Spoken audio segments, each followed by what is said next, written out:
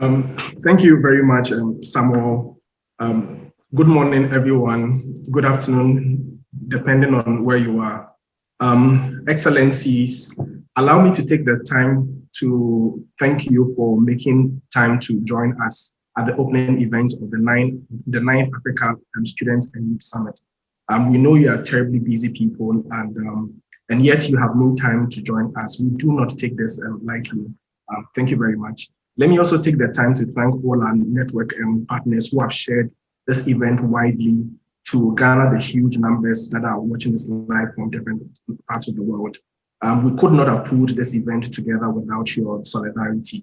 I also want to say a thank you to the team at Asys, the technical team, the organizing committee members for the hard work that you put together to make sure that we're able to have an event such as the one that we're having now.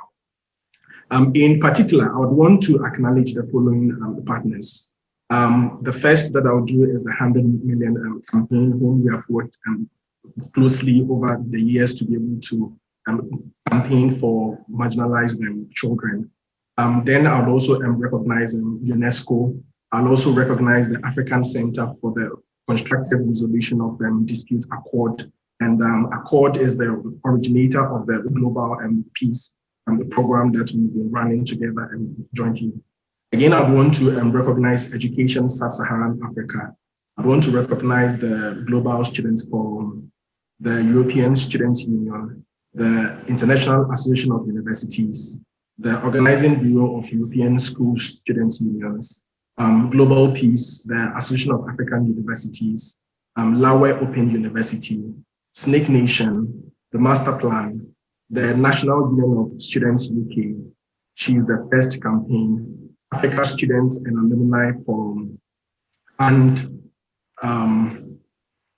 then I would also want to recognize the reference citizens. I'll also want to recognize the Student Initiative for Sustainable Development Goals and the Global Reporting Initiative, the Commonwealth Students Association, the HAQUA Initiative, and our national student unions from all over Africa.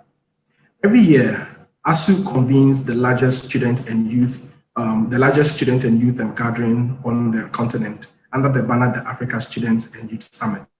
The summit is our flagship event, and it brings together young people from all over the continent and in the diaspora to deliberate on the crucial issues that affect education and our common future as young people. This year, we've been joined by students and young people from all over the world due to the collaboration with different organizations from different parts of the world to confront the challenges that have been posed by the COVID-19 pandemic. Allow me to also use this opportunity to congratulate our student unions for the direct interventions they have contributed to their government's efforts to tackle the COVID-19 pandemic. I do hope that when the pandemic passes, we will remember what students and young people did to alleviate the toll of the COVID-19 pandemic, sometimes even at the peril of their lives. I would have wished that we met under normal circumstances. Sadly, these are not normal times. However, one thing is clear: hosting this year's summit in a virtual format should not take away the thrust of the issues, nor the outcomes thereof. In the last couple of months, young people from all over the world have stood together in solidarity to demand accountability from our leaders on various issues. And as we've come to realize, the issues are common to all of us, regardless of our geographical differences. Through the power of solidarity, we've worked together with our colleagues from different regions under the coordination of the 100 Million campaign to demand a fair share of the COVID-19 recovery funds to be allocated to those furthest left behind and those truly in need of the funds. We know that something around 11 million young girls will potentially not return to the classroom when schools prepare to reopen. We also know that a lot of children are being forced into child labor due to the pressures to survive on account of the hardships imposed by this pandemic. This will certainly roll back all the gains we have made in the fight against child labor. If you are not angry at the business as usual approach to the handling of the COVID recovery strategy, this summit is not for you. If you warm up to the idea that what is normal should keep our marginalized brothers and sisters even further away from enjoying the basic fundamental human rights such as education and health, this summit is certainly not for you. We've witnessed in frustration how billions of COVID-19 recovery funds have been allocated to businesses whose owners, even in COVID-19, still enjoy all the privileges hitherto the pandemic, bar a few restrictions to their movement as a result of lockdowns. Young people are asking our leaders crucial questions now more than ever. We're anxious about what in the future holds for us, given everything we've seen with the COVID-19 pandemic. Our schools shut down earlier this year. We despaired as we saw the tragic consequences on our colleagues who pre-COVID were struggling to get an education. Students have been asked to vacate their rented apartments because they are unable to pay. Given that lockdowns prevent them from holding jobs to support these expenses, why are governments not supporting the students in this regard? Caregivers have lost their jobs in catastrophic proportions, especially those in the informal sector, which has been hardest hit by the pandemic. In Africa and the South, where the informal sector accounts for over 70% of jobs, one can understand why this is a humanitarian emergency. Amid the pandemic, it is further distressing to witness huge budget cuts in education in a time when we must increase spending to protect those furthest behind. My friends and my colleagues from all over the world, we are at the brink of a colossal loss of a generation, our generation, if we do not act now. In the face of these injustices, our conventional methods for holding our governments accountable have been appended. We can no longer march on the streets to protest the injustices that we're witnessing under the pretext of containing the COVID-19 pandemic. Government officials tell us they will not accept hard copy letters when we do walk-ins to deliver petitions that deserve urgent attention. Meanwhile, they take forever to reply emails, even if we are lucky.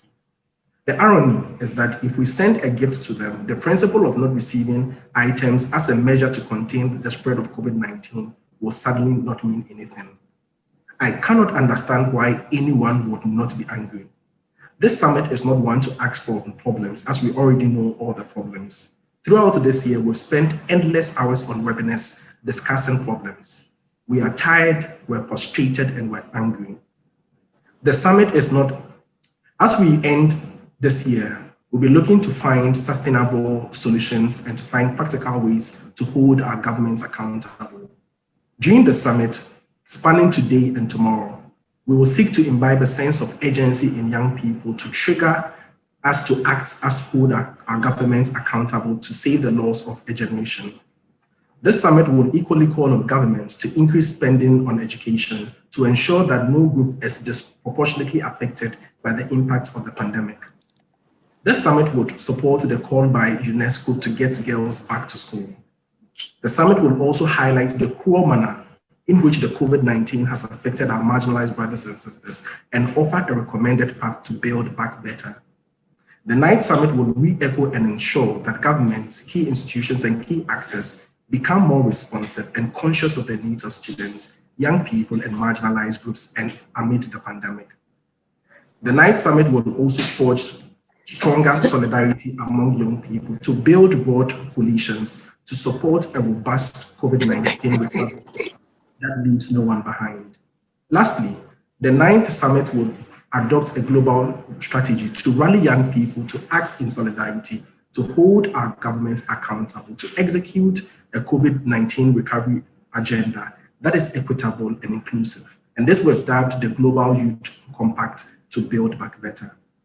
This year, we have challenged our leaders on several forums and at every opportunity, and we have done so together.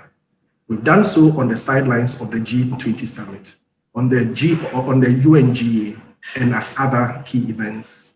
In doing so, we have seen how independent we are and realize our only true path to holding our governments accountable is doing so together in solidarity.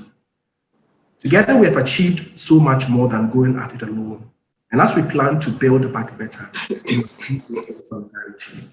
If anything, we've seen that our problems are common and they befit a common response. On behalf of the All Africa Students Union and all our partners and members, I welcome all the speakers, all delegations, the organizers and participants to the 9th Africa Students and Youth Summit. I want to thank you very much for joining us for the summit, and do hope that you join us for all the remaining sessions. Thank you very much.